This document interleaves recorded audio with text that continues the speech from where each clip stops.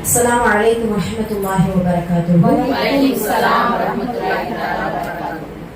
الحمد لله رب العالمين. نحمده ونصلي على رسوله الكريم إلى يوم الدين أما بعد.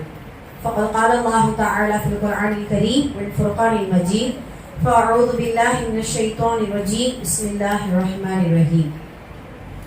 எல்லா புகழும் இறைவனுக்கே. அல்லாஹ்வுடைய அன்பும் அருளும் பெருமானார் ரசூலை கரீம் ஸல்லல்லாஹு அலைஹி வஸல்லம் அவர்கள் மீதும் நம் அனைவரின் மீதும் என்றென்றும் நின்று நிலவட்டுமாக. ஆமீன். நாம் எதை கேட்க இருக்கிறோமோ அதை நமது உள்ளத்தில் உள்வாங்கி அதை நமது வாழ்விலும் செயல்படுத்தி அதை நாம் மற்றவர்களுக்கு எத்தி வைக்கக்கூடிய நன்மக்களாக வல்ல ரஹ்மான் நம் அனைவரையும் ஆக்கி அருள் புரிவானாக. அல்ஹம்துலில்லாஹ்.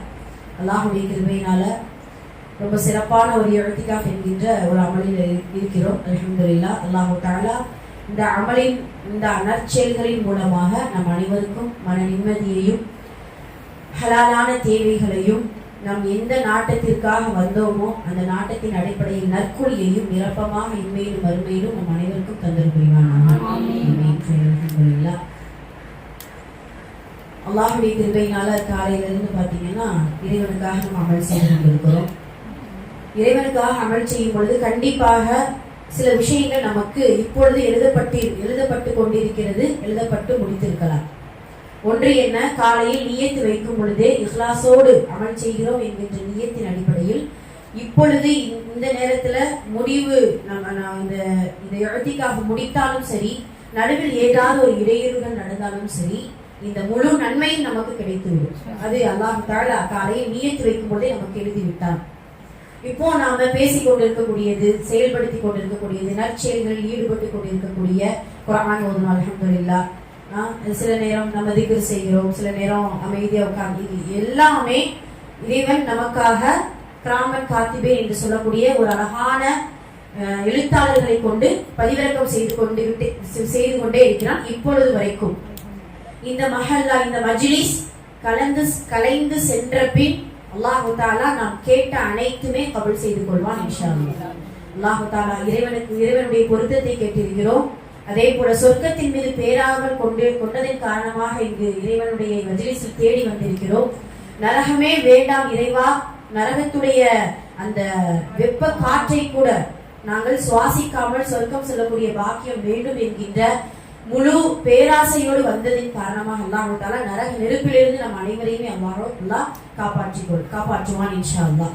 இப்போ இவ்வளவு நியத்துகளின் அடிப்படையில நம்ம அமல் செய்து கொண்டிருக்கிறோம் அல்ஹம்துலில்லாஹ். அதுல நிறைய இறைவனுக்கு ஷுக்ர் செய்யணும். இந்த இப்படியான அமர்வுல நம்ம அமர செய்யறதுக்கு இறைவனுக்கு அதிகமான ஷுக்ர். யா அல்லாஹ், அல்லாஹும்ம லக்கல் ஹம்து வ லக்கல் ஷுக்ர். அது மட்டுமல்ல, காலையில எழுந்த உடனே ஒரு 5 விஷயம் நம்ம அடிக்கடி சொல்றது, 5 விஷயம் நம்ம உணர்ந்துட்டோம்னாலே போதும், எல்லா பாக்கியமும் பெற்றது. அதுவும் அல்லாஹ்வுடைய தூதர் அழகா சொல்வாங்க, உலகத்தை சுருட்டி உன் கையில் கொடுத்து விட்டான். உலகத்தை சுருட்டி உன் கையில் கொடுத்து விட்டான். என்ன அர்த்தம்? உலகமே இன்ப துன்பங்களுக்கு இந்த உலகம் அல்லோலப்பட்டு கொண்டு இருந்தாலும் இந்த 5 விஷயம் உனக்கு கிடைச்சிருச்சா அல்ஹம்துலில்லாஹ் சொல்லிக்கோ. ஆனா நம்மகிட்ட ஒரு கெட்ட பழக்கம் என்ன தெரியுமா? நிம்மதியா இருக்குங்கிறத ஒத்துக்க மாட்டோம். நிம்மதியா இருக்கு, யாராவது நம்மகிட்ட எப்படிமா இருக்கீங்க அப்படின்னு கேட்டா இருக்கும், நல்லா இருக்கும்னு சொல்லிட்டு இவ்வளவு குறைகள் சொல்லுவோம். அப்படி ஆயிடுச்சு, இப்படி போச்சு, இப்படி வந்துச்சு, அப்படி இருக்குது அப்படின்னு சொல்லிட்டு நம்ம என்ன செய்வோம், இவ்வளவு குறைகள் சொல்லுவோம். அப்போ நம்ம நிம்மதியா இருக்கிறத முதல்ல உணரணும், அதை ஒத்துக்கிறணும். அல்ஹம்துலில்லாஹ். ஏன் ஒத்துக்கிறோம்னா இந்த 5 விஷயம் நமக்கு இருக்குது, இப்பயுமே இருக்குது அல்ஹம்துலில்லாஹ். அதை நம்ம உணராமல் இருக்கிறோம், அதுதான் நம்மளுடைய மைனஸ் பாயிண்டாவே இருக்கு. ஒன்று என்ன, ஈமான் என்கின்ற ஒரு தன்மையை அல்லாஹ் நமக்கு கொடுத்துட்டான். ஈமான்தாரிகளாக இருக்கிறோம், ஈமானை சுமந்த உள்ளமாக இருக்கிறோம், இறைவனை நம்புகிறோம், இறை தூதரை நம்புகிறோம், இறை வேதத்தை ஓதுகிறோம், இறை வேதத்தின் அடிப்படையில் நாம் அமல் செய்தும் வாழ்க்கையை நடத்தி கொண்டும் இருக்கிறோம் அல்ஹம்துலில்லாஹ். இந்த ஈமான் எல்லாருக்குமே கிடைக்கல. நபிமார்களுடைய உறவுகளுக்கோ சில நபிமார்களின் மனைவிமார்களுக்கு கிடைக்காத ஈமானை அல்லாஹ் நமக்கு கொடுத்திருக்கான். இப்ப காலையில எழுந்த உடனே ஈமானுக்காக ஒரு நன்றி ரப்பே, ஈமானோடு வாழ வைத்த, ஈமானோடு உயிர் பெற செய்தியே அல்ஹம்துலில்லாஹ், ஷுக்ர் லில்லாஹ், அல்லாஹ் உனக்கே எல்லா புகழும் சுப்ஹானல்லாஹ். இந்த ஈமான் இருக்கும் பொழுதுதான் முழு நம்பிக்கை, முழு தவக்குல் அல்லாஹ் மீது வருமா. நம்ம எது மேலேயும் நம்ம என்ன செய்யக்கூடாது, தவக்குள் வைக்க கூடாது. அப்படிதானே? எதை செய்தாலும் இறைவனுடைய பொருத்தத்தில் இறைவனிடத்தில் ஒப்படைச்சிடணும். யா அல்லாஹ், நான் இந்த காரியத்தை உன்னிடத்துல ஒப்படைச்சது, ஆனா அதற்கான முயற்சி நான் என்ன செய்யறேன், செய்து கொண்டே இருக்கிறேன். அந்த ஈமான் நமக்கு வேணும். இப்போ இப்போ ரீசெண்டா நீங்க கேள்விப்பட்டிருப்பீங்க வேர்ல்டு செஸ் சாம்பியன் அப்படின்னு சொல்லிட்டு முகேஷ் அப்படின்னு சொல்லி ஒரு 18 வயது இளைஞர் வந்து செஸ் போட்டியில வேர்ல்டு சாம்பியன் ஆயிட்டார். உங்களுக்கு ஒரு பெருமைப்படக்கூடிய விஷயம். அல்ஹம்துலில்லாஹ். உங்களுக்கு அதை பார்க்கும்போதுலாம் ரொம்ப பிரமிப்பா இருக்கு. அது ரொம்ப சாதாரண விஷயம் கிடையாது. எவ்வளவோ கட்டங்களை தாண்டி உலகத்திலேயே வேர்ல்டுலயே வந்து 18 வயசு ஒரு பையன் வந்து செஸ் சாம்பியனா இருக்கிறாருன்னா ஒரு இதுதான். அதுல ஒருத்தர் சொல்லியிருக்காரு, நெத்தியில ஒரு திருநீரா ஒயிட் கலர்ல இருக்கும்ல, அந்த திருநீர் வச்சிருக்கிறார். அதே போலதான் வெள்ளி பதக்கம் வென்ற ஒரு சிறுவன், நம்ம தமிழ்நாட்டை சார்ந்தவர் தான், பேர் சரியா ஞாபகம் இல்ல, வெள்ளி பதக்கம் என்ற ஒரு சிறுவன், அவர் என்ன செஞ்சிருக்கிறாரு, நெத்தியில திருநீர். அப்போ ஒரு வீடியோ எடிட்டர் என்ன செய்யறாருன்னா அந்த திருநீரையே போக்கஸ் பண்ணி தமிழ்நாட்டில் அல்ல உலகத்திலே இப்படியான ஒரு வெற்றிக்கு காரணம் இந்த திருநீர் தான். அந்த பையன் சின்ன வயசுலதான் ஹிஸ்டரிலாம் போட்டாங்கன்னா நல்லா இருந்துச்சு. அதெல்லாம் சின்ன வயசுல இருந்து செஸ்ல அவ்வளவு ஈடுபாடு. அவங்களுடைய பேரண்ட்ஸ் பாத்தீங்கன்னா டாக்டர்ஸ். இந்த பையனுக்கு வந்து எதுல இது, அதாவது எக்ஸ்ட்ரா கால்குலேட்டர் ஆக்டிவிட்டிஸ் கொடுப்பாங்கல்ல, பிள்ளைங்களுக்கு கொடுப்பாங்கல்ல, அந்த மாதிரி ஆக்டிவிட்டிஸ்ல தான் செஸ்ல ஒரு டைம் சேர்த்து விட்டதுல அது ரொம்ப இதுவா இருக்கிறதுனால அப்படியே அந்த ஃபீல்டுக்குள்ளேயே போயிட்டாங்க. இப்போ எவ்வளவு சின்ன வயசுல இருந்து எவ்வளவு முயற்சி செஞ்சு அதுக்குன்ட்டு மெனக்கெடுத்து எவ்வளவோ இதை செலவு பண்ணி இவ்வளவு இது கொண்டு வந்தா இந்த மனுஷன் திருநீர்ல தான் இது வெற்றியே இருக்குது, அப்போ தமிழ்நாட்டுடைய வெற்றி கழகம் இதுதான் அப்படின்னு சொல்லி என்ன செஞ்சாராம் போட்டதெல்லாம் பாதுகாக்கணுமா. அதெல்லாம் இப்படி நம்ம குருட்டுத்தனமான நம்பிக்கைகள். இப்ப நம்ம டைமே ஏதாவது ஒண்ணு நமக்கு முடிஞ்சிருச்சு, நல்ல வெற்றி ஆயிடுச்சுன்னா என்னாலதான், நான் தான் அப்படி செஞ்சேன், நான் அது இது பண்ணதுனாலதான் இவ்வளவு பெரிய ஒரு வெற்றி கிடைச்சது அப்படின்னு சொல்லிட்டு படைப்பினங்கள் மீதும் தன் மீது நம்ம என்ன செய்யறோம், முதல்ல நம்ம அதை இது பண்ணிக்கிறோம். அதை நல்லா பாதுகாக்கணும். அது ஈமான் உறுதியாக இருக்கக்கூடிய ஒரு மனிதனுடைய வாழ்க்கையில எவ்வளவு உயரத்துக்கு போனாலும் அவன் சொல்லக்கூடிய வார்த்தை எல்லா புகழும் அல்லாஹ்வுக்கே, எல்லா நன்றிகளும் அவனிடத்தில் இருந்தேன். அதுல ரசூலுல்லாஹ் வந்து நிலை குலைந்து, அதாவது ரொம்ப கஷ்டமான சூழ்நிலையில சில துஆக்கள் ஓதுவாங்க. அதுல ஒரு அழகான துஆ லா இலாஹ இல்லல்லாஹு, இது வந்து வேற, நம்ம ஓதுற துஆ வேற, இது ஒரு துஆ, அழகான துஆ. லா இலாஹ இல்லல்லாஹு ஹலீமுல் கரீம் சுப்ஹானல்லாஹி ரப்பில் அர்ஷில் அதீம் வல்ஹம்துலில்லாஹி ரப்பில் ஆலமீன். இந்த 3 வார்த்தைகளும் கிதாபுகள்லாம் இருக்குது, நிறைய கிதாபுகள்ல இந்த திக்ர்கள் இருக்கு, இந்த துஆ இருக்கு. இந்த துஆ வந்து அவ்வளவு பவர்ஃபுல்லானது.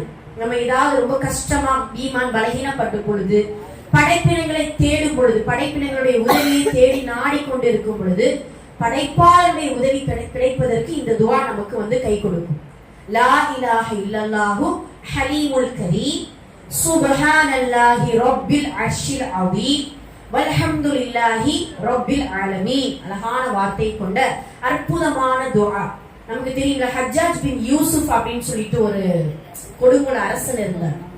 அவர் என்ன செய்வாரா, அவருடைய காலத்துல வாழ்ந்த அப்துல்லா இப்னு ஜாஃபர், யாரு, ஜாஃபருடைய மகள், ஜாஃபர் இப்னு அபீ துவாலிபுடைய மகள். உங்களுக்கு புரியுதா? ரசூல் ஸல்லல்லாஹு அலைஹி அவர்களுடைய சிறிய தந்தை அப்துல்லா ஜாஃபர் இப்னு அபீ துவாலிப், அந்த ஜாஃபருடைய மகன் அப்துல்லா இப்னு ஜாஃபர், புரியுதுங்களா? அவர் வந்து ஹஜ்ஜாஜ் பின் யூசுஃபுடைய காலத்துல வாழ்ந்திருக்கிறார். இப்போ அப்துல்லா இப்னு ஜாஃபருக்கு ஒரு மகள் இருந்திருக்கிறாங்க. இந்த துஆன கடை. அப்போ ஹஜ்ஜாஜ் பின் யூசுப் என்ன செய்யறாரு, இந்த அப்துல்லா இப்னு ஜுபைருடைய மகளை திருமணம் செய்வதற்காக கேட்கிறார். இப்ப அப்துல்லா இப்னு ஜுபைர் யோசிக்கிறாரு, இப்படி கொடுக்குள் மன்னனுக்கு நம்மளுடைய மகளை கொடுக்கிறது அப்படின்னு சொல்லிட்டு ரொம்ப பின்வாங்குறாரு. இப்ப ஹஜ்ஜாஜ் பின் யூசுப் விட்டுறதா கிடையாது, ஏன்னா அவருடைய ஆட்சி, அவர் என்ன சொல்றாரோ அதான் கேட்டு ஆகும். இல்லனா ஒண்ணு கொலை, இல்லனா நாடு கடத்தல், இல்லனா அவருக்கான எந்த ஒரு ஊதிய தொகையும் கிடைக்காது. இப்ப எப்படி ஏதாவது ஒரு இதுல அவர் வந்து இது பண்ணி விட்டுருவாங்க. அப்போ ஹஜ்ஜாஜ் பின் யூசுப் என்ன செய்ய, வற்புறுத்தலின் அடிப்படையில தான் அப்துல்லா பின் ஜுபைருடைய மகள், அதாவது ஒரு சஹாபி உடைய மகளை ஹஜ்ஜாஜ் பின் யூசுப் திருமணம் செய்யறாங்க. செஞ்சா அப்போ அந்த பெண்மணி என்ன செய்யறாங்கன்னா, ரொம்ப கவலை, கஷ்டம், பிடிக்காத ஒருத்தரை நம்ம திருமணம் செய்யறோமே அப்படின்னு சொல்லும் பொழுதுதான் அப்துல்லா இப்னு ஜுபைர் இந்த துஆவை சொல்லி கொடுப்பாங்க. இக்கட்டான சூழ்நிலையில் அல்லாஹ்வுடைய உதவியை தேடும் பொழுது இந்த துஆவை நீங்க ஓதுங்க. லா இலாஹ இல்லல்லாஹு ஹலீமுல் கரீம் சுப்ஹானல்லாஹி ரப்பில் அர்ஷில் அதீம் வல்ஹம்துலில்லாஹி ரப்பில் ஆலமீன் அப்படின்ட்டு உலமாற ஈமானோடு தவக்குலோடு நீங்கள் ஓதும் பொழுது உங்களுக்கான தீமை, உங்களுக்கு எது உங்களுக்கு விருப்பம் இல்லையோ அதுல இருந்து அல்லாஹ் உங்களுக்கு பாதுகாப்பு கொடுப்பான் அப்படின்னு சொன்னா இது முஸ்னத் அஹ்மத்ல வரக்கூடிய ஹதீஸ். இந்த துஆவை ஓதும் பொழுதெல்லாம் அந்த ஹஜ்ஜாஜ் பின் யூசுப் அந்த பெண்ணிடத்துல வரும் பொழுது பெண் மீது நாட்டம் இல்லாத ஒரு மனிதனாக அவர் அந்த பெண்ணை தொட முடியாத ஒரு சூழ்நிலைக்கு என்ன செய்வான், அந்த ஹஜ்ஜாஜ் பின் யூசுப் தள்ளப்படுகிறான். கடைசி வரைக்கும் இப்படிதான் அந்த துஆ ஓதும் பொழுதெல்லாம் அல்லாஹ்வுடைய உதவி, அந்த தீமையிலிருந்து பாதுகாப்பையும் அல்லாஹ் தஆலா கொடுத்து கொண்டே இருக்கிறான். அல்ஹம்துலில்லாஹ். இப்படி பயனடையக்கூடிய ஒரு அழகான துஆ இந்த துஆவா இருக்குது. அல்ஹம்துலில்லாஹ். இது எதுக்காக சொல்ல வந்து அப்படின்னா, இப்படி ஈமான் என்பது காலையில் எழுந்த உடனே ஈமானோடு இருக்கிறோம் என்பதை நினைத்துக் கொண்டு அல்ஹம்துலில்லாஹ் அல்லாஹ்வுக்கு ஷுக்ர் செய்யணும். ரெண்டாவது பாத்தீங்கன்னா ஆரோக்கியத்தோடு நம்ம எழுதுறோம். அல்ஹம்துலில்லாஹ். நிறைய பேருக்கு ஆரோக்கியம் இல்லாத, இப்ப நம்ம நிறைய உணர்றோம் அப்படிதானே. ஒரு நாள் முழுக்க நம்மளால என்ன செய்ய முடியல, இருக்க முடியல, ஒரே இடத்துல உட்கார முடியல, சிறிது நேரம் ஒரு அரை மணி நேரம் 3/4 மணி நேரம் நம்மளால குர்ஆன் ஓத முடியல.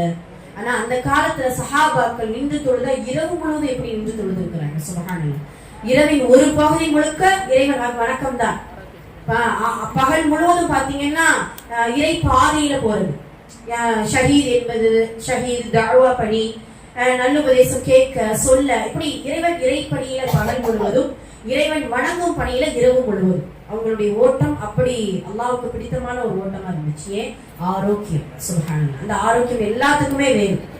சில பேருக்கு அல்லாஹ் தஆலா ஆரோக்கியம் கொடுத்திருப்பான், ஆனா அந்த அனுபவிக்கக்கூடிய வாய்ப்புகளை கொடுத்திருக்க மாட்டான். சில பேருக்கு அந்த ரிஸ்க கொடுத்திருப்பான், ஆனா ஆரோக்கியத்தை என்ன செஞ்சிருக்க மாட்டான். வீட்டுல அவ்வளவு டேஸ்டா உணவுகள் சமைக்கப்படும், ஆனா என்ன செய்ய முடியாது, சாப்பிட முடியாது. கேட்டா சுகர், பிரஷர், கொலஸ்ட்ரால், அது சாப்பிடக்கூடாது, இது சாப்பிடக்கூடாது. அல்லாஹ் எப்படியான ஒரு சோதனைகளை நமக்கு கொடுத்து கொண்டு இருக்கிறான் பாத்தீங்களா. அப்போ காலையில இருந்தோட அல்ஹம்துலில்லாஹ். இன்னும் என்ன தெரியுமா, நமக்கு எல்லாருக்குமே ஆரோக்கியம் இருக்கு. அல்ஹம்துலில்லாஹ். எப்படி நம்ம உணர்ந்துக்கலாம் அப்படின்னா, நம்மளை விட ரொம்ப நடக்க முடியாத, படுத்த படுக்கையில் இருக்கக்கூடிய, ஏதோ எந்த ரிஸ்க்குமே அனுபவிக்க முடியாத மனிதர்களை பார்த்தால் நாம் ஆரோக்கியம் உள்ளவர்கள் தான். அல்ஹம்துலில்லாஹ். அல்லாஹ்விடத்துல ஆரோக்கியத்தை குறித்து நிறைய கேட்கணும். அல்லாஹ்வுடைய தூதர் இப்னு அவங்களுடைய சிறிய தந்தை அப்பாஸ் ரலியல்லாஹு அன்ஹு வந்து அவங்க கேட்பாங்க, அல்லாஹ்வுடைய தூதர் எனக்காக ஒரு துஆ கற்றுக் கொடுங்களே. அடிக்கடி இறைவனிடத்துல நான் இதை குறித்து கேட்கணும், ஆரோக்கியத்தை குறித்து கேள்வி. முதல் நாள், 2 நாள், பல நாள் கழித்து வந்தாலும் அந்த துஆ தான் கேட்கறாங்க. அஸ்அலுல்லாஹல் ஆஃபியா, நீங்க அல்லாஹ்விடத்துல ஆரோக்கியத்தை நீங்க கேளுங்க அப்படின்னு சொல்லிட்டு நபி ஸல்லல்லாஹு அலைஹி வஸல்லம் அவர்களுடைய சிறிய தந்தைக்கு சொல்லுவாங்க. சுப்ஹானல்லாஹ். அப்போ காலையில எழுந்தோடனே ஆரோக்கியம் நமக்கு கிடைக்கும். அதுக்கு பின்னாடி பாத்தீங்கன்னா 3வது விஷயம், அன்றைய நாள் நமக்கு ரிஸ்க் அல்லாஹ் கொடுக்கிறான். அப்படிதானே. ரிஸ்க் நம்மளுடைய வீட்டுல அல்ஹம்துலில்லாஹ் பரக்கத்தா இருக்குது, பரக்கத்தா ரிஸ்க் இருக்குது. அந்த ரிஸ்கை நம்ம பார்க்கும் பொழுதெல்லாம், உணரும் பொழுதெல்லாம் அல்லாஹ்வுக்கு அதிகமாக நன்றி செலுத்தக்கூடியவர்களாக இருக்கணும். அல்ஹம்துலில்லாஹ். 4வது விஷயம் பாதுகாப்பு. நம்மளுடைய உயிருக்கும் பொருளுக்கும் நம்மளுடைய மானத்திற்கும் கண்ணியத்திற்கும் அல்லாஹ் தஆலா பாதுகாப்பான ஒரு சூழலை ஏற்படுத்துகிறான் தெரியுமா. சுப்ஹானல்லாஹ். இந்த சூழல் பலஸ்தீன் மக்களுக்கு இல்ல, இந்த சூழல் சிரியா மக்களுக்கு கிடையாது.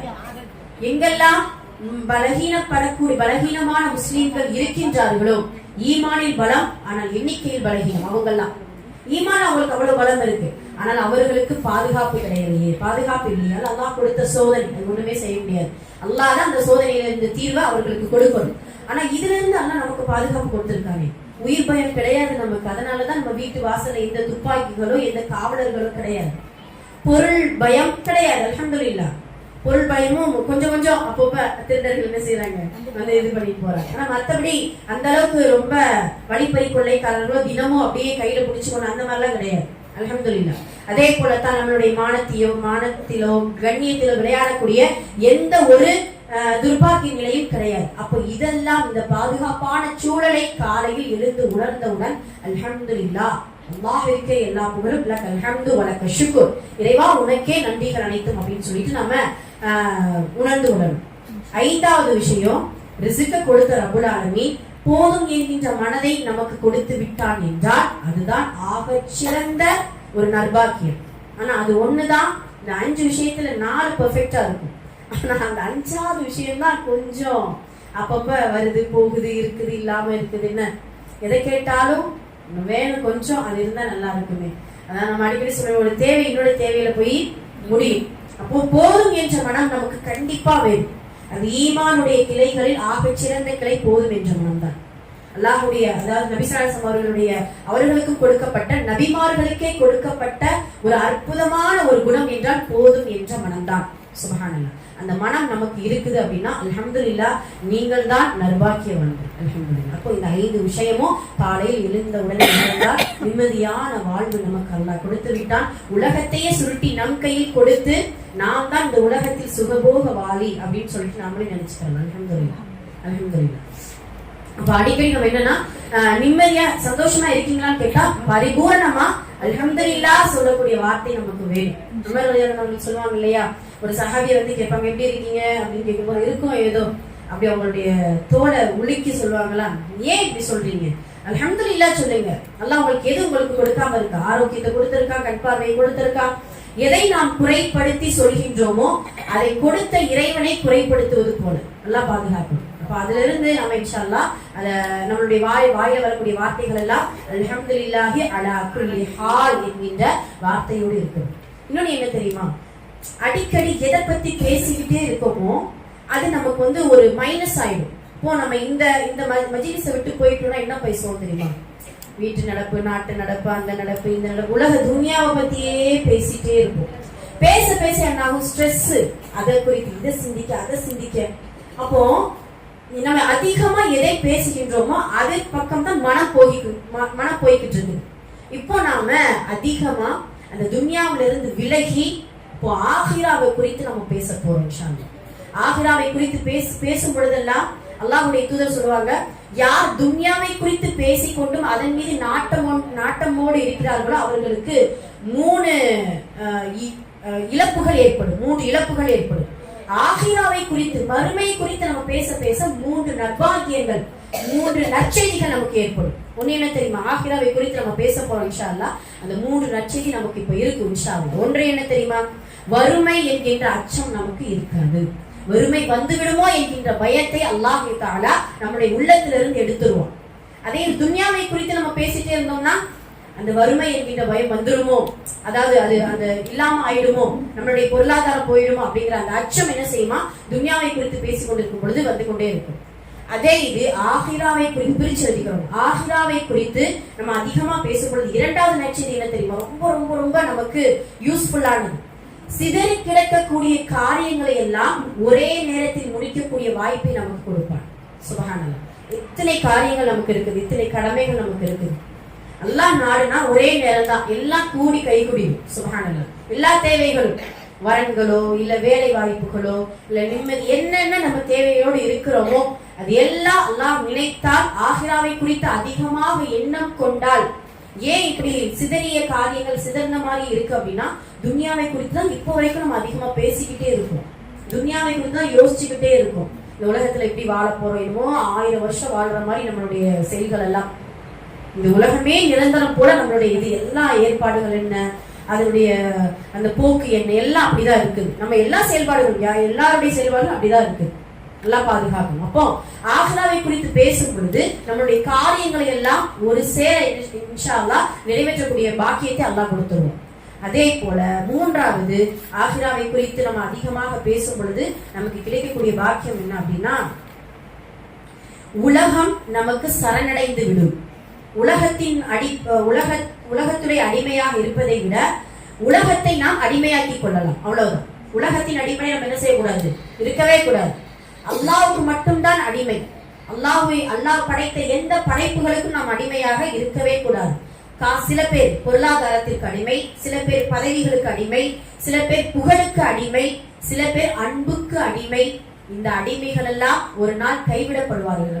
அல்லாஹ் பாதுகாக்கணும். ஆனால் அல்லாஹ்வுடைய அடிமையாக அபுதாக நாம் இருந்தோமேயானால் அல்லாஹ் ஒரு பொழுதும் இந்த அடியார்களை கைவிடவே மாட்டான். சுப்ஹானல்லாஹ்.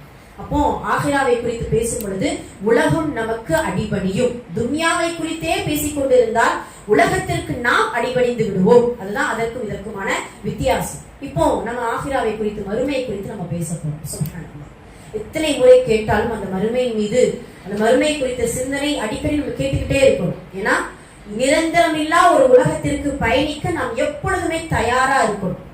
நிரந்தரமான, அதாவது இப்போ இது நிரந்தரம் இல்லாத, ரைட்டா சொல்றேன், ஓகே, நிரந்தரம் இல்லாத உலகத்திற்கு நம்ம எப்பொழுதுமே பயணிக்க தயாராக இருக்கணும். நிரந்தரமான உலகத்துக்கு போவோம். நிரந்தரம் இல்லாதது. முதல் correct ஆ சொன்னீங்க. இப்பதான் வந்துடும். சரி, அஸ்தக்ஃபிருல்லாஹ். நிரந்தரமான உலகத்திற்கு பயணிக்க நம்ம என்ன செய்யணும்? எப்பயுமே தயாரா இருக்கணும். நாம என்ன செய்யறோம்? நிரந்தரம் இல்லா இந்த உலகத்திற்கு தான் பயணித்துக் கொண்டே இதுதான் நிரந்தரம் அப்படிங்கிற மாதிரி இருக்கிறோம். ஆனா அல்லாஹ் தஆலா ரசூல் ஸல்லல்லாஹு அலைஹி வஸல்லம் சொல்லுவாங்க, கபரை நம்ம அடிக்கடி ஜியாரத் செய்யணும். பெண்களாகிய நாம ஜனாசாக்களில் கலந்து கொள்ள வேண்டும். ஒவ்வொரு ஜனாசா ஒவ்வொரு மரண செய்தியை கேட்கும் பொழுது 3 விஷயம் நமக்கு ஞாபகம் வரும். என்னன்னா, கபர்ல இருந்து எழுப்பப்படக்கூடிய 3 வகையினர். ஒரு வகையினர் எப்படி இருப்பாங்க தெரியுமா? ஒளியால் மின்னக்கூடிய பிரகாசமான ஒரு கூட்டம் கபர்ல இருந்து எழுப்பப்படும். சுப்ஹானல்லாஹ். அவர்களை வரவேற்கக்கூடிய வரவேற்பு என்ன? மலக்குமார்கள் அவ்வளவு அழகா வரவேற்பாங்க. அந்த மறுமையில உயர் ரக வாகனத்தில் பயணித்து மஹ்ஷர் மைதானத்தில் வரக்கூடிய ஆக சிறந்த ஒளிமிக்க அந்த கூட்டம். இது முதல் வகையினர். சுப்ஹானல்லாஹ். அதுல நபிமார்கள் இருக்கலாம், சுஹதாக்கள், சாலிஹீன்கள் இருக்கலாம். நாம் நல்லடியார்களாக வாழ்ந்தோமையானால் அல்லாஹ் அந்த மாதிரியான நற்பாக்கியத்தை நமக்கு கொடுப்பான் இன்ஷா அல்லாஹ். இரண்டாவது கூட்டம் என்ன தெரியுமா? நம்மளை போல கூட்டம். என்ன? பாவம் செஞ்சிருப்போம், நன்மைகள் செஞ்சிருப்போம், ரெண்டும் கலந்த கூட்டம். ஆக மொத்தம் செருப்புக்கள் அணியாதவர்களாக, ஆண்கள் கத்னா செய்யப்படாதவர்களாக, ஆடை அணியாதவர்களாக மறுமையில இரண்டாவது கூட்டம் தோன்றும். அதுல ஒளிகள் இருக்காது. சில கலங்கிய முகங்கள், பதைக்கக்கூடிய அந்த உள்ளத்தோடு நம்ம அப்படிதான் இருக்க போறோம். ஒளிமயமான கூட்டத்தில் இன்ஷா அல்லாஹ் சேர்க்கணும். இருந்தாலும் நம்ம சில பாமர மக்கள், ஒரு பாவம் செய்யக்கூடிய அந்த மக்களுடைய நிலைமை எப்படி இருக்கு? இரண்டாவது கூட்டமாகத்தான் இருக்கும். உள்ளமெல்லாம் ஒரு பதைக்கக்கூடியது, என்ன நடக்குமோ ஏது நடக்குமோ அப்படிங்கிற அந்த சிச்சுவேஷன்ல தான் இரண்டாவது கூட்டம் எழுப்பப்படும். மூன்றாவது கூட்டம் அதெல்லாம் அந்த கூட்டத்துல தான் நம்ம பாதுகாப்பு தேடணும். என்னன்னா, முகம் குப்புற முகத்தால் நடந்து கொண்டு அவர்கள் எழுப்பப்படுவார்களா? ஏன்? அல்லாஹ்வுடைய தூதர் சொல்லும்போது சஹாபாக்கள் கேட்பாங்க, அல்லாஹ்வுடைய தூதர் அதை எப்படி முகத்தால் நடக்க முடியும்? அப்ப அல்லாஹ்வுடைய தூதர் அழகான வார்த்தை சொல்லுவாங்க, அந்த ரப்புல் ஆலமீன் காலால் நடக்க வைத்த ரப்புல் ஆலமீனுக்கு முகத்தால் நடக்க வைக்க தெரியாதா என்ன? அல்லாஹ் எது வேணாலும் அவனால் முடியும் அப்படின்னு சொல்லிட்டு அந்த கூட்டத்தை குறித்து ரசூல் ஸல்லல்லாஹு அலைஹி வஸல்லம் அவர்கள் சொல்லுவாங்க. ஆக இந்த 3 வகைகளாக கபர்ல இருந்து அந்த மக்கள் எழுப்பப்படுவார்கள். அதே போல சுப்ஹானல்லாஹ், அந்த மஹ்ஷர் மைதானம் எப்படி இருக்கும்னு தெரியும். இருளான உலகமா இருக்கும். அதுல சில மக்கள் ஒளிமயமாக இருப்பார்கள். சுப்ஹானல்லாஹ், சில மக்கள் ஒளிமயமாக இருப்பார்கள். அல்லாஹ் தஆலா சொல்றானே, பல கூட்டங்களாக மறுமையில வருவாங்க. நம்ம ஜில்சால் சூரால வரும்ல, யௌம இதி யஸ்துருன் நாசு அஷ்டாத்தன் லியுரு அஅமாலஹும். யௌம இதி அன்றைய நாள், யஸ்துருன் நாசு அஷ்டாத்தா, உள்ளத்தில் இருக்கக்கூடியதை மனிதர்கள் மறைத்திருக்கக்கூடியதை அல்லாஹ் வெளிப்படுத்துவான். அஷ்டாத்தா என்றால் பல பிரிவுகளாக என்ன செய்வாங்க? மக்கள் வருவார்கள். லியுரு அஅமாலஹும், அவர்கள் செய்த அந்த செயல்களை எல்லோரும் நம்ம பார்ப்போம். நாம செய்ததை நம்ம பார்ப்போம், மற்றவர்கள் செய்ததையும் நம்ம பார்ப்போம், மற்றவர்கள் செய்த விஷயங்களையும் எல்லோருமே என்ன செய்வாங்க? பார்க்கக்கூடியவர்களாக இருப்பாங்க. அப்ப அந்த அஷ்டாத்தாவுக்கு என்ன விளக்கம்? எப்படி பல பிரிவுகளாக எழுப்பப்படுவார்கள்? நாம் அந்த பிரிவுகளில் எந்த தரஜாவுல நாம் இருக்கிறோம், எப்படியான பிரிவுகளாக நாம் இருக்க வேண்டும் அப்படிங்கறத இன்ஷா அல்லாஹ் ஒரு 5 பிரிவுகளை குறித்து நம்ம மட்டும் பார்க்க போறோம். முதல் பிரிவினர் இன்ஷா அல்லாஹ், முதல் கூட்டம். பிரிவினர்னா என்ன அர்த்தம்? முதல் கூட்டம் எப்படி மஹ்ஷர் மைதானத்தில் எழுப்பப்படுவாங்க அப்படின்னு சொன்னா, சுப்ஹானல்லாஹ், மஹ்ஷர் மைதானத்தில் விசாரணையின்றி நுழையக்கூடிய ஆக சிறந்த கூட்டம் அவங்கதான். அது யாரு?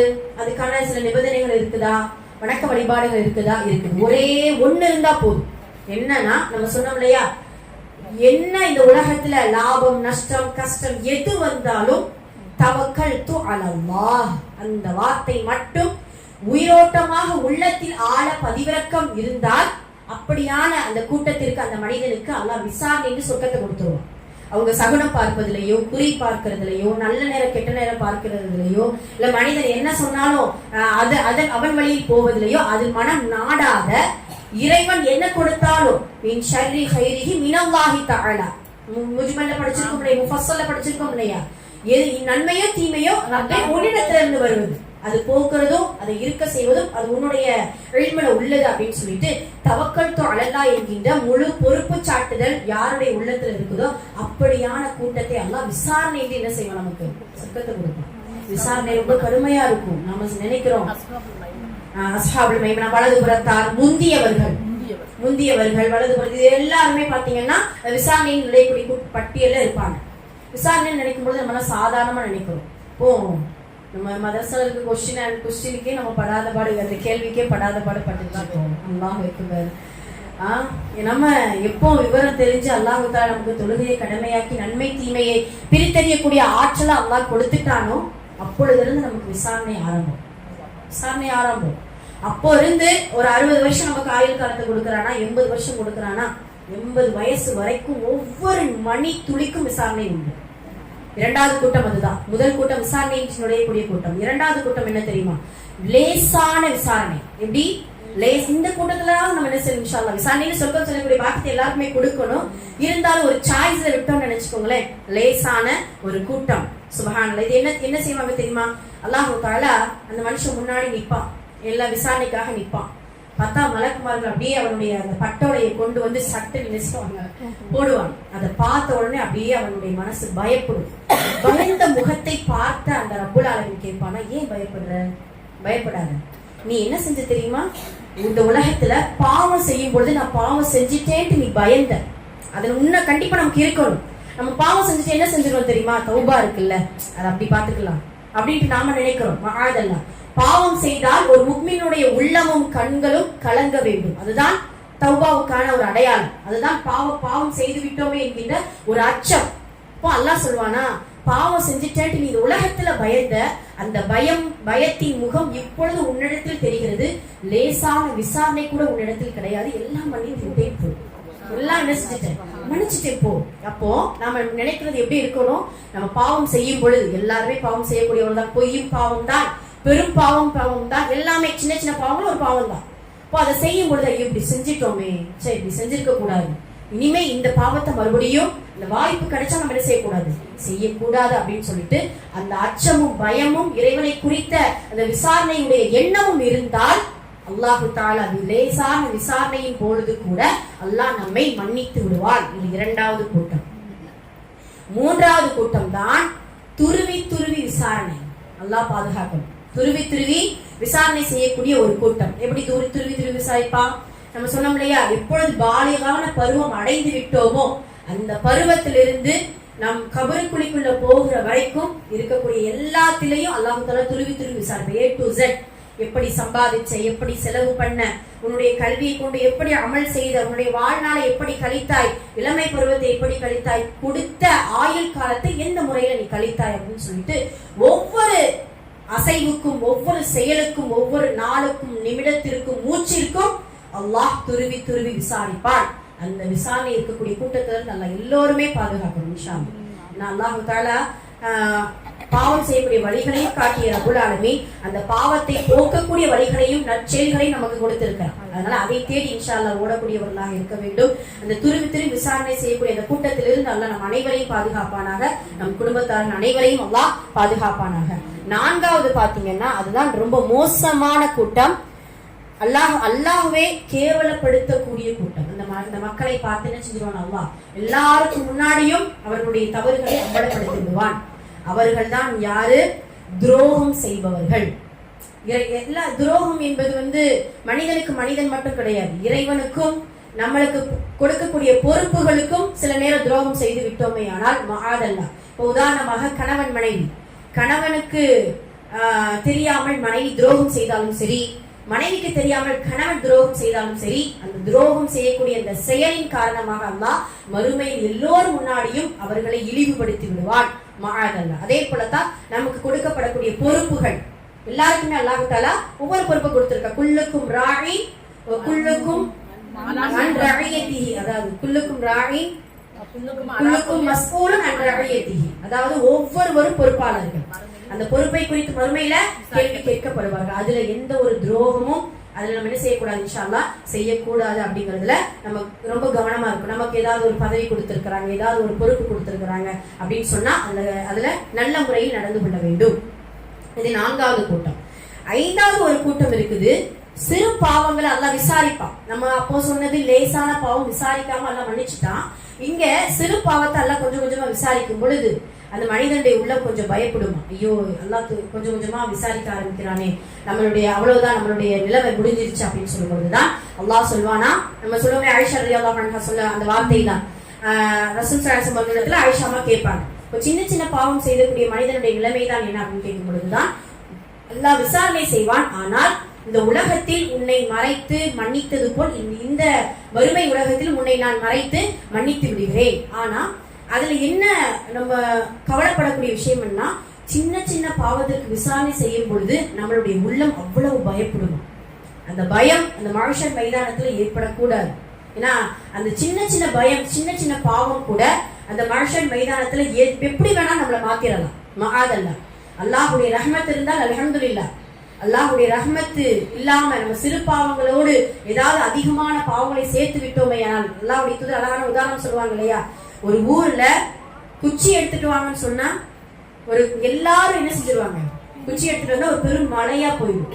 அந்த மலையான அந்த குச்சியில நம்ம நெருப்பு மூட்டும் பொழுது அது ரொம்ப பெரிய நெருப்பு மலையாக மாறிடும். அதே போல சிறு சிறு பாவங்கள் நாம நினைக்கிறோம், அந்த சிறு சிறு பாவங்கள் மறுமையில எவ்வளவு பெரிய பாதிப்பை ஏற்படும் அப்படிங்கறத தெரியாம இருக்கிறோம். அல்லாஹ் பாதுகாக்கணும். அதனால சிறு பாவங்கள் செய்திருந்தாலும் இன்ஷா அல்லாஹ் யா அல்லாஹ், அதனாலதான் அறிந்தும் அறியாமலும் அல்லாஹ்வுடைய தூதர் அழகான வார்த்தையை சொல்லி கொடுப்பாங்க. அடிக்கடி இந்த துஆ நம்ம ஓதுறது தான், அல்லாஹும்ம ஃபிர்லி திக்கஹு வஜில்லஹு வஅவ்வலஹு வஆখিরাஹு வஅலானியத்தஹு வஸிரஹு. யா அல்லாஹ், முதலில் கடைசியில் மறந்தும் தெரிந்தும் இரவிலும் பகலிலும் எல்லா நேரத்திலும் செய்த எல்லா பாவங்களையும் நீ மன்னித்து விடு அப்படின்னு சொல்லிட்டு அல்லாஹ்விடத்துல துஆ செய்ய வேண்டும் இன்ஷா அல்லாஹ். அப்படிதான் மறுமையில ஒரு மனிதன், முன்னாடி நம்ம சொல்லியிருக்கோம், மறுமையில ஒரு மனிதன் என்ன செய்ய, எல்லாம் முடிஞ்சு அந்த மனிதனை அல்லாஹ் தஆலா நரகத்துடைய விளிம்புல நிற்க வச்சா அந்த மனிதன் என்ன செய்வான், திரும்பி பார்ப்பான். திரும்பி பார்த்தா அல்லாஹ் கேட்பான், என்னாச்சு, எதுவும் குறைகள் நிறைகள் இருக்க, எதுவும் சொல்ல விரும்புறியா அப்படின்னு கேட்கும் பொழுது, இல்ல உன்னுடைய நன்மைகளை எதுவும் எழுதாம விட்டுட்டாங்களா என்னுடைய மலக்குமார்கள், இல்லையா, இல்ல எழுதிட்டாங்க. இல்ல வேற எதுவும் கூட்டல் குறைத்தல் எதுவும் இருக்குதா, இல்லையா, அப்ப ஏன் என்னாச்சு, என்ன நினைத்து கொண்டிருக்கிறாய் அப்படின்னு சொல்லும் பொழுது, உன் மீது நல்லெண்ணம் கொண்டே இந்த உலகத்துல நான் வாழ்ந்துட்டு இருந்தேன். என்ன நல்லெண்ணம் கொண்டாய், என்னை ஒரு பொழுதும் இந்த அடியானை நரகத்தில் போட மாட்டாய் என்கின்ற நல்லெண்ணம் கொண்டே இந்த உலகத்தில் வாழ்ந்து கொண்டிருந்தேனே அப்படின்னு சொல்லும் பொழுது அல்லாஹ் சொல்வானா, சுப்ஹானல்லாஹ், இப்படி நீ நல்லெண்ணம் கொண்டாயா, என் மீது இப்படி ஒரு நம்பிக்கை வைத்திருந்தாயா, அந்த நம்பிக்கையை இப்பொழுது நான் நிறைவேற்றுகிறேன். நரகத்தின் விளிம்பில் நின்ற அந்த மனிதன் மீது அல்லாஹுடைய நல்லெண்ணம், அல்லாஹுடைய ரஹ்மத் மிஞ்சி என்ன செய்து அந்த நரகத்தில் இருந்து சொர்க்கத்தில் நுழையக்கூடிய பாக்கியத்தை அல்லாஹ் தஆலா கொடுக்கின்றான். சுப்ஹானல்லாஹ். அப்போ அல்லாஹ் மீது ஒரு நம்பிக்கையும் வைக்கணும், நல்லெண்ணமும் வைக்கணும். நம்ம சில நேரம் அந்த சோதனைகள் வரும் பொழுது என்னென்னமோ பேச ஆரம்பிச்சிடும். அதுலயும் பாத்தீங்கன்னா இப்ப வயது ஆக ஆக கொஞ்சம் ரொம்ப கஷ்டங்கள், கவலைகள், உடல் சோர்வுகள் எல்லாம் ஏற்படும் பொழுது அல்லாஹ்வே நம்ம என்ன செய்யறோம், ஏன் இப்படி என்னை இப்படி வச்சுட்ட, இப்படி செஞ்சுட்ட, எதிர்கேள்வி கேட்கும். அது பொருந்தி கொள்ளக்கூடிய மனம் இல்லாமல் லா யுகல்லிஃபுல்லாஹு நஃப்ஸன் இல்லா வஸ்அஹா, அந்த வார்த்தை முதியவர்களுக்கும் பொருந்தும், சோதனையில் ஆட்கொள்ளப்பட்ட எல்லோருக்கும் பொருந்தும். சரியா, என்னன்னா நம்மளால் என்ன தாங்க முடியுமோ அந்த கஷ்டத்தை தான் அல்லாஹ் கொடுப்பான். அதுக்கு மீறி எந்த கஷ்டத்தை என்ன செய்ய மாட்டான், கொடுக்க மாட்டான். என்ன அந்த மனித மனம் தாங்கிறதுக்கு கொஞ்சம் தயங்கக்கூடியதாக இருக்குது. அல்லாஹ் பாதுகாக்கணும். ஆக இப்படியான ஒவ்வொரு அஷ்டாத்தா, அதுக்கான விளக்கம் தான் இவ்வளவுதும். ஒவ்வொரு பிரிவுகளாக மறுமையில் அல்லாஹ் நம்மளை எழுப்புவான். விசாரணை இன்றி சொர்க்கம் செல்லக்கூடிய ஒரு பாக்கியம் கிடைக்கக்கூடிய ஒரு கூட்டம், லேசான விசாரணையோடு பாவத்தை அஞ்சிய ஒரு கூட்டத்திற்கு அல்லாஹ்வுடைய மன்னிப்பு, துருவி துருவி விசாரிக்கக்கூடிய ஒரு கூட்டம், அதே போல் சிறு பாவங்களை விசாரிக்கக்கூடிய ஒரு கூட்டம், அதே போல ரஹ்மத்தை கொண்டு அல்லாஹ்வால் மன்னிப்பு பெறக்கூடிய ஒரு கூட்டம். இப்படி பல கூட்டங்களாக விசாரணை நடந்து கொண்டிருக்கும்.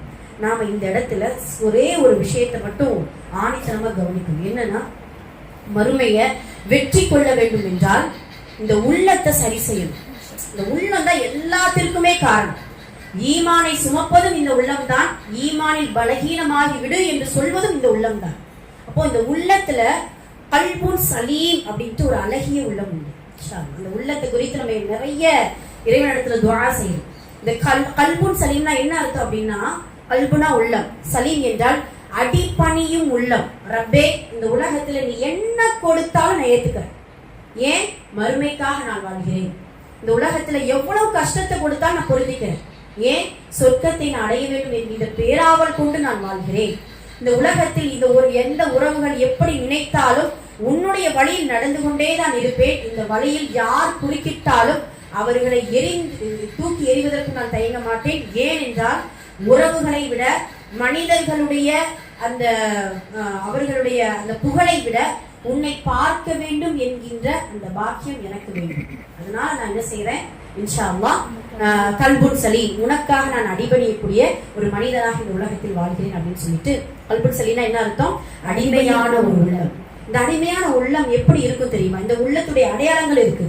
இப்போ நமக்கு அந்த அடிமையான உள்ள கல்புன் சலீம் என்கின்ற அந்த உள்ளத்தை பெற்ற ஒரு நபி யார் அப்படின்னா இப்ராஹிம் அலைஹிஸ்ஸலாம். அல்லாஹு தஆலா இப்ராஹிம் அலைஹிஸ்ஸலாம் அவர்களுடைய அந்த பண்புகளையும் குணங்களையும் அவர்களுடைய அடிமைத்தனத்தையும் சொல்லும் பொழுது கல்புன் சலீம் என்கின்ற அடிமையான உள்ளத்தை பெற்றவர்கள் இப்ராஹிம் அலைஹிஸ்ஸலாம். ஏன்? எல்லா சோதனையும் அல்லாஹ் கொடுத்தான். தன்னுடைய பிள்ளைகள்ல இருந்து, தன்னுடைய நாட்டு மக்கள்ல இருந்து, தன்னுடைய குடும்பத்தார்கள்ல இருந்து, ஊரார்கள்ல இருந்து எல்லா சோதனையும் அல்லாஹ் என்ன செஞ்சுட்டான்? இப்ராஹிம் அலைஹிஸ்ஸலாம் அவர்கள் கொடுத்தான். ஆனா துவண்டார்களா? முடியாதுன்னு சொன்னார்களா? ஒண்ணுமே கிடையாது. கல்புன் சலீம், நான் முழுமையாக நான் கட்டுப்பட்டு விட்டேன் யா அல்லாஹ். அப்போ அந்த உள்ளம் நமக்கு வேணும். இப்ப அதனுடைய முதல் அடையாளம் என்ன தெரியுமா? நியத்தை சரி செய்ய வேண்டும். அதுதான் நமக்கு ரொம்ப முக்கியம். இஹ்லாஸ் என்கின்ற அந்த நியத் ரொம்ப ஆக சிறந்த ஒரு நியத். நம்மளுடைய அமல்கள் உதாரணமாக ஒரு கிதாப்ல வந்தது, ஒரு மனிதர் கனவு காண்கிறாராம். என்ன செய்யறாருன்னா ஓதிக்கிட்டே இருக்கிறாரு. துவாஹா அடுத்து ஓதுறாரு. ஓதிக்கிட்டே இருக்கும்போது தூக்கம் வருது, தூங்கிறாரு. அந்த கனவுலையும் சூரா தாஹா ஓதுற மாதிரியே அவருக்கு கனவு வருது. இப்போ நம்ம கடைசி ஏதாவது ஒரு செயல் செஞ்ச வரும் இல்லையா? அப்போ கனவு வரும் பொழுது அந்த அந்த கனவுல என்ன ஒரு வித்தியாசம்னா, அந்த ஒவ்வொரு எழுத்துக்கும் மேல 10 நன்மை 10 நன்மை போட்டுட்டே இருக்குதா அந்த கனவுல. அப்போ அவரு ஒவ்வொரு பேஜா புரட்டி புரட்டி பார்க்க 10 நன்மை, ஏன்னா ஒரு எழுத்துக்கு 10 நன்மை, இவ்வளவு நன்மை நமக்கு கிடைக்குதா அப்படின்னு சொல்லி ஒரு சில பேஜ்களை சில பக்கங்களை எடுத்து புரட்டி பார்த்தா அந்த எழுத்துக்கு மேல 10 நன்மை எழுதப்படல. என்னடா இது ஏன் எழுதப்படல அப்படின்னு சொல்லும் பொழுது கனவுலயே அவர்களுக்கு விளக்கம் கொடுக்கப்படுது. இன்னாரே, நீ ஓதிக்கிட்டு இருந்த இவ்வளவு ஆயத்து வரைக்கும் அல்லாஹ்வுக்காக நீ ஓதுன 10 நன்மை உனக்கு கிடைச்சிச்சு. நீ ஓதிட்டு இருக்கும் போது 2 பேர் உள்ள வந்தாங்க. உன்னுடைய ஓதுதலை நீ அதிகப்படுத்தின, உன்னுடைய குரலை என்ன செஞ்ச, உயர்த்தின. நான் அழகா ஓதணும் அப்படின்ட்டு அவங்க நினைக்கணும்னு நினைச்ச. நான் குர்ஆன் ஓதக்கூடிய ஒரு இபாதத் சாலி அப்படின்ட்டு நீ நினைச்ச. அதனால அதுதான், இதுதான் நம்மளுடைய வாழ்க்கையுடைய தத்துவம். சுப்ஹானல்லாஹ். என்ன அமல் செஞ்சாலும், தொழுகையோ இப்ப இஅ்திகாஃபோ கல்வி கற்பதோ என்ன செய்தாலும் இஹ்லாஸ், நம்மளுடைய அமலுக்கு மேல நன்மைகள் எழுதப்பட வேண்டுமா, நம்மளுடைய உள்ளத்தை தூய்மைப்படுத்த வேண்டும். கல்புன் சலீம், அதுதான் அடிமையான உள்ளம். மனிதனுடைய திருப்திக்கு நாடி போனோம்னா நன்மை செய்வோம், ஆனா என்ன செய்ய மாட்டோம், நன்மை அதாவது அமல் செய்வோம், நன்மை கிடைக்காது. ஆனா அல்லாஹ்வுடைய திருப்தியை நாடி போனா அமலும் கிடைக்கும், நன்மையும் கிடைக்கும் இன்ஷா அல்லாஹ். அப்போ நம்ம நியத்தை சரி செய்து கொண்டோமே ஆனால் அதுதான் கல்புன் சலீம் முதல் அடையாளம். இரண்டாவது அடையாளம் என்ன தெரியுமா? நம்மளிடத்துல நம்மை புகழ்ந்தால் நம்மளுடைய அமலை அதிகரிக்கவும் மாட்டோம், நம்மை இகழ்ந்தால் நம்மளுடைய அமலை விட்டுவிடவும் மாட்டோம். புரியுதா உங்களுக்கு? கல்புன் சலீம் என்கின்ற உள்ளம் இருந்துச்சுன்னா, ஐயோ இவங்க புகழ்றாங்களே, அப்ப அதனால நம்ம என்ன செய்வோம், இன்னும் அதிகமா ஓதுவோம், தொழுகுவோம், இபாதத் செய்வோம். இந்த காரியங்கள் அவங்களுக்கு ரொம்ப பிடிச்சிருக்கு, நம்மள புகழ்றாங்க, அதனால என்ன செய்வோம், இன்னும் அதிகப்படுத்துவோம். யாரும் எதுவும் சொல்லலை, என்னத்தை இதை போட்டு நம்ம படிச்சுட்டு எதுக்கு இந்த அமல் செஞ்சுக்கிட்டு, யாருமே 4 பேர் பார்க்கல, எனக்கு சொதப்பா செஞ்சுக்கிட்டு அப்படின்னு சொல்லிட்டு அந்த மனம் நமக்கு இருந்துச்சு அப்படின்னா மாறலாம். இப்ப யாரு புகழ்ந்தாலும் நிகழ்ந்தாலும் அமல் செய்வதில் கூட்டல் குறைத்தல் கூடாது. அமல் செய்யறதுல கூடிக்கிட்டே இருக்கணுமே தவிர என்ன செய்யக்கூடாது, குறைந்து வரக்கூடாது. அப்போ இப்படியான அமல், இப்படியான செயல்கள் நம்மளிடத்தில் இருந்தால் அதுதான் கல்புன் சலீம். யாருடைய புகழுக்கும் என்னுடைய அமலும் கூடாது, யாருடைய இகழுக்கும் என்னுடைய அமல் குறையாது அப்படிங்கிற அந்த உள்ளம் நமக்கு இருக்க வேண்டும். இது இரண்டாவது அடையாளம். மூன்றாவது அடையாளம், எப்பொழுதுமே திக்ருல்லாஹ், அல்லாஹ்வுடைய திக்ரை நாவு துதித்துக் கொண்டே இருக்கும். அப்படியான ஒரு உள்ளத்தை நாவை பெற்றோமையானால் அவர்கள்தான் கல்புன் சலீம், அடையாளமான அடிமையான ஒரு உள்ளமாக இருப்பார்கள். இந்த திக்ர் எல்லாருக்குமே வேணும். ஒரு நல்ல மெடிசன். நீங்க எவ்வளவோ டேப்லெட் இப்பெல்லாம் பாத்தீங்கன்னா ஒவ்வொரு வீட்லயும் அந்த காலத்துல எல்லாம் ஒரு 4-5 டேப்லெட் தான் இருக்கும். என்ன பேராசிட்டமல், இப்ப நமக்கு தெரிஞ்சது எனக்கு பேராசிட்டமல் தான் தெரியும். அனாசின், மெட்டாசின், ஆமா ஒரு 5 பேரு இது பண்ணி வச்சிருப்பாங்க. இப்போ பேராசிட்டமல் ரொம்ப ப்ராப்ளம் ஆயிடுச்சு. ஆனா இப்போ ஒவ்வொரு வீட்லயும் ஒவ்வொரு ரேக்கு, என் பிள்ளைங்களுக்கு டானிக்க, என்ன எனக்கு சுகர் மாத்திரை, வீட்டுக்காரருக்கு அது அப்படின்னு சொல்லிட்டு ஒவ்வொரு இதுவுமே ஒரு ரேக்காவே என்ன செஞ்சுட்டோம். அதெல்லாம் பாதுகாக்கணும். இதை விட நல்ல மெடிஷன் என்ன தெரியுமா? இதெல்லாம் ஒரு பக்கம் இருந்தாலும் பெருசா பக்கத்துல எழுதி வச்சுக்கோங்க, திக்ருல்லாஹ். அவ்வளவுதான். அந்த திக்ரு இருந்தா போதும், அல்லாஹ் தஆலா உள்ளத்துல இருக்கக்கூடிய நோயை குணமாக்கினாலே உடல்ல இருக்கக்கூடிய நோய் என்ன செஞ்சிடும் இன்ஷா அல்லாஹ் குணமாயிடும். அதுக்காக மெடிசன் எடுத்துக்காம திக்ரு செஞ்சுக்கிட்டு உட்கார்ந்துருக்கூடாது. ரெண்டுமே உண்டு. அதுல ரொம்ப அதிகமா தவக்குல் வைக்கிறது எதுல வைக்கணும்? அல்லாஹ் மேல. அல்லாஹ்வுடைய திக்ரின் மேல நம்ம இன்ஷா அல்லாஹ் தவக்குல் வைக்கக்கூடியவர்களாக இருக்க வேண்டும். அப்ப திக்ரு செய்யக்கூடிய நாவு உள்ளமும் நமக்கு கிடைத்தால் அதுதான் கல்புன் சலீம். நான்காவது ரொம்ப முக்கியமானது, அடுத்தவர்களுடைய தவறை பொருட்படுத்தாமல் இருந்தால் அதுதான் கல்புன் சலீம். அடுத்தவர்களுடைய தவறை நம்ம என்ன செய்யக்கூடாது? பொருட்படுத்தவே கூடாது. நம்ம அதுலதான் நம்ம கவனமா இருக்கும். ஏதாவது ஒருத்தவங்க தப்பு பண்ணிட்டாங்கன்னா அப்படி செஞ்சில்ல இப்படி செஞ்சில்ல, அவங்களை அப்படியே இது பண்றது, அவங்களை அப்படியே குத்தி காட்டி பேசுறது, இதுல நமக்கு என்ன கிடைக்குங்கிறது தெரியாது. நல்லா பாதுகாக்கணும். எல்லாருமே தவறு செய்யக்கூடியவர்கள் தான். அதுலயும் பாத்தீங்கன்னா அடுத்தவங்க தவறு செய்யும் பொழுது பாத்தீங்கன்னா நாம கொஞ்சம் நல்லவங்களாயிரும். ஏன்னா நம்ம தவறு அப்பங்க என்ன செய்யாது தெரியாது. நம்ம நல்லவங்க மாதிரி அப்படியே அவங்களையே போட்டு பேசிக்கிட்டே ஏசிக்கிட்டே இருக்கிறது ஆகல. அப்போ அடுத்தவர்களுடைய தவறை பொருட்படுத்தாமல் அவர்களிடத்தில் நளினமாக நடந்து கொள்ளக்கூடிய அந்த பண்பு, அந்த குணம் நமக்கு கிடைத்தால் அதுதான் கல்புன் சலீம். ரசூலுல்லாஹ்வுடைய குணம் அதுதான். ஏன்னா இப்போ இது உதாரணமா சொன்னா நமக்கு புரியும். ஒரு சஹாபி ராணுவ ரகசியத்தை சொல்லக்கூடாது, நமக்கு தெரியும் இல்லையா? அந்த சஹாபி என்ன செய்யறாங்க? சொல்லிடுறாங்க. சொல்றது மட்டும் இல்லாம அந்த பெண்ணிட்ட லெட்டர் கொடுத்து விட்டுருந்தாரு. ஆமா, லெட்டர் எழுதி அந்த ரகசியத்தை எழுதி அந்த எதிர்ப்படையில் நீங்க போய் கொடுத்துருங்கன்னு சொல்லி ரசூலுல்லாஹ்வுக்கு தெரிய வருது. தெரிய வந்தா அந்த சஹாபியை கூப்பிட்டு விசாரிக்கிறாங்க, ஏன் இப்படி நீங்க செஞ்சீங்க, எதனால அப்படின்னு சொல்லும் பொழுது அந்த சஹாபி சொல்றாங்க, சுப்ஹானல்லாஹ், என்னுடைய உறவுகள் எல்லாம் என்ன செய்யறாங்க, அங்க இருக்கிறாங்க, அதனால நான் என்ன செஞ்சுட்டேன், தெரியாம நான் இது பண்ணி செஞ்சுட்டேன் அப்படின்னு சொல்லும்போது அல்லாஹ்வுடைய தூதர் விட்டுருந்தாங்க. அவ்வளவுதான், மன்னிச்சு என்ன செஞ்சிடறாங்க. மனிதனுடைய குணம் அப்படி இருக்கும் இல்லையா, மன்னிச்சு விட்டுருந்தாங்க. இப்போ நம்ம இடத்துல ஒரு ரகசியம் சொல்லிட்டாங்கன்னு நினைச்சுக்கோ, நாம என்ன செய்வோம், அதை ரகசியமாவே வச்சுக்க மாட்டோம். அப்படியே ஒரு கால் அந்த ரகசியம் லைட்டா கசஞ்சிருச்சுன்னா சொன்னவங்கள செய்யாம என்ன செய்ய மாட்டோம், விடவே மாட்டோம். நம்ம சொல்லக்கூடாது. உண்மைக்கே ரகசியம் என்பது அமானிதமான ஒரு விஷயம், சரிங்களா? அப்போ நம்மளுடைய மற்றவர்களிடத்துல இருக்கக்கூடிய தவறுகளை நம்ம பொருட்படுத்தாமல் நல்ல முறையில அவர்களை திருத்துவதற்கு முயற்சி செய்ய வேண்டும். அப்படியான உள்ளம் நமக்கு கிடைத்தால் அதுதான் கல்புன் சலீம். பிலால் ரலியல்லாஹு அவர்கள் எல்லாம் பாத்தீங்கன்னா ஒரு தொழுகைக்கு எழுப்பி விடாம விட்டுருவாரு. ஒரு போர்க்களத்துல போகும்போது ரசூலுல்லாஹ் சொல்லியிருப்பாங்க, தொழுகைக்கு எழுப்பிருங்க பிலால் அப்படின்னு சொன்னா ஒரு அழகா சொகுசா ஒட்டகத்துல மேல சாஞ்சு தூங்கிடுவாரு. தூங்குனா சன்ரைஸ் வந்துடும். சூரியன் வந்துருச்சுன்னா அந்த சூரியனுடைய சூடுல ரசூலுல்லாஹ் எழுந்துருவாங்க. எழுந்து பார்த்தா எல்லாரும் தூங்கிட்டு இருப்பாங்க. அப்போதான் ரசூலுல்லாஹ் பிலால் எழுந்துருங்க அப்படின்னு சொன்னா படபடன்னு எழுந்தா, அல்லாஹ்வுடைய தூதரே, உங்களுடைய தூக்கம் எப்படி உங்களை மறக்கடிச்சுச்சோ அது போல என்னுடைய தூக்கம் என்னை மறக்கடித்து விட்டது. சரி, பரவாயில்ல, ஒன்னும் பிரச்சனை இல்ல, இந்த முசீபத்தான இடத்தை விட்டு நம்ம என்ன செஞ்சிருவோம், போயிடுவோம் அப்படின்னு சொல்லிட்டு அடுத்த இடத்துக்கு போய் தொழுக ஆரம்பிச்சிருவோம். இப்போ நம்மகிட்ட இந்த மாதிரி ஒரு பொறுப்பு கொடுக்குறாங்கன்னா சின்ன சின்ன பொறுப்புகளுக்கும் சின்ன சின்ன தவறுகள் நடக்கத்தான் செய்யும். இப்ப நாம அப்படி தொழுகைக்கு எழுப்பலையோ இல்ல வேற ஏதாவது பொருள் இப்படி செஞ்சுட்டல, ஏன் இப்படி செஞ்ச, அவ்வளவுதான் போச்சு அப்படி இப்படின்னு என்ன செஞ்சிருவோம், நம்ம இது பண்ணி ஆரம்பிச்சோம். அப்போ மனிதன் சில நேரம் தவறிழைத்தால் அதை பொருந்தி கொள்ளக்கூடிய உள்ளம் நமக்கு வேண்டும் அப்படிங்கிறது இந்த நான்காவது விஷயமாக எடுத்துக்கொள்ள வேண்டும். ஐந்தாவது, யாருடைய உயர்வை கண்டும் நாம் பொறாமைப்படக்கூடாது. அதுதான் கல்புன் சலீம். அந்த மனிதன் எவ்வளவு உயரத்துக்கு போனாலும் பொருளாதாரத்துல வீடு கட்டுறான், அது செய்யறான், இது செய்யறான், அதை பார்த்துட்டு நம்ம என்ன செய்யக்கூடாது, பொறாமைப்படக்கூடாது.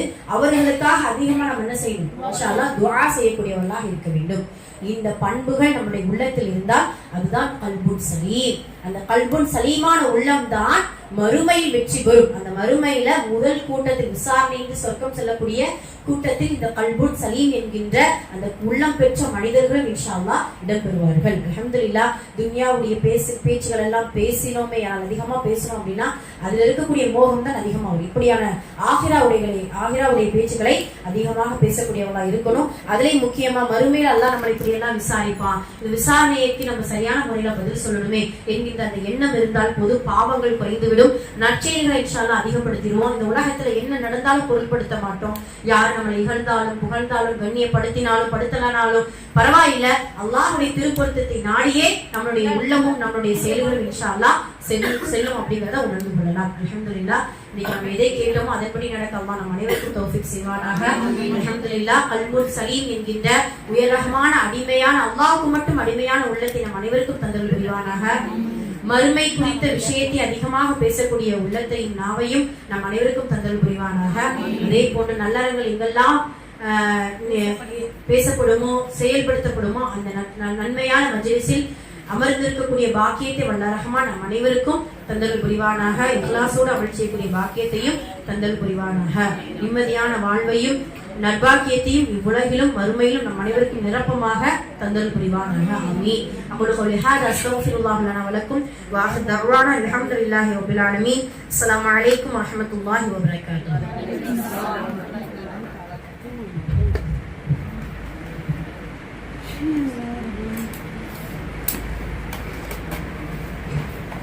சரி தொழுதுருவோமா?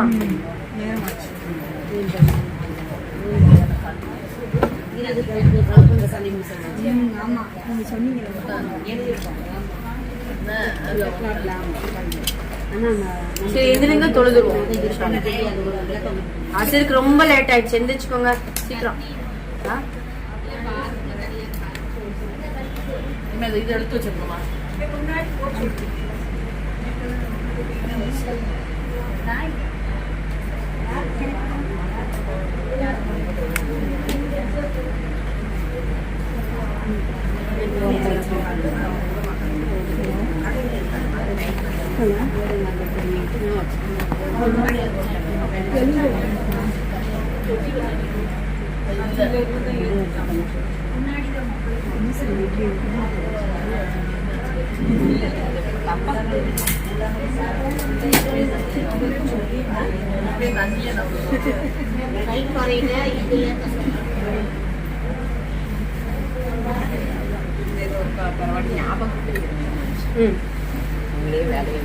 இல்லக்கா இல்ல என்ன வேலை இதெல்லாம் நமக்கு இப்ப நம்ம வைக்கணுமா